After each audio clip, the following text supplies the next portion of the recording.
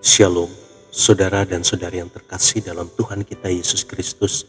Marilah kita luangkan waktu beberapa menit untuk berkencan dengan Tuhan saat ini, agar dari hari ke hari kita semakin dekat dengan Tuhan, sehingga hidup kita semakin diberkati dan menjadi berkat. Pembacaan dari kitab Ulangan bab 29 ayat 9. Sebab itu lakukanlah perkataan perjanjian ini dengan setia, supaya kamu beruntung dalam segala yang kamu lakukan. Demikianlah sabda Tuhan, syukur kepada Allah. Saudara dan saudari yang terkasih dalam Tuhan kita Yesus Kristus, seringkali kita mendengar istilah kata keberuntungan atau hoki.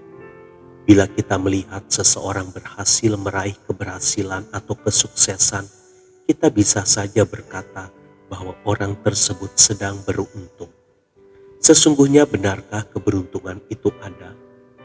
Untuk lebih jelasnya, mari kita renungkan untayan kalimat berikut ini. Keberuntungan. Ia bekerja pada siang hari dan berjuang pada malam hari.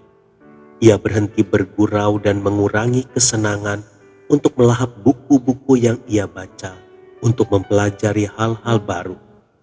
Ia menempa diri untuk maju menuju keberhasilan yang ia inginkan. Ia terus bekerja keras dengan keyakinan dan keberanian. Dan ketika ia menang, orang menyebutkan keberuntungan. Saudara dan saudara yang terkasih dalam Tuhan kita Yesus Kristus, sebetulnya keberuntungan itu terbungkus dalam suatu kerja keras. Keberuntungan itu sesungguhnya adalah bagaimana kita memanfaatkan setiap kesempatan emas yang ada. Seseorang berkata, kita menuliskan sendiri nasib kita. Kita akan menjadi apa yang kita lakukan. Apa yang kita tabur itu pula lah yang akan kita tuai. Bila saat ini kita cenderung bermalas-malasan, tidak ingin memaksimalkan diri, hidup menerima nasib, maka pada masa mendatang kita akan menjadi pribadi yang tertinggal. Sebaliknya, bila kita berusaha mempersembahkan karya terbaik, dimanapun kita berada, selalu belajar tentang hal yang baru, tidak cepat puas dengan keberhasilan sementara, maka jangan heran jika di kemudian hari kita akan mendapat kesuksesan yang lebih lagi. Orang yang tidak tahu tentang perjuangan kita akan menyebut hal itu sebagai keberuntungan.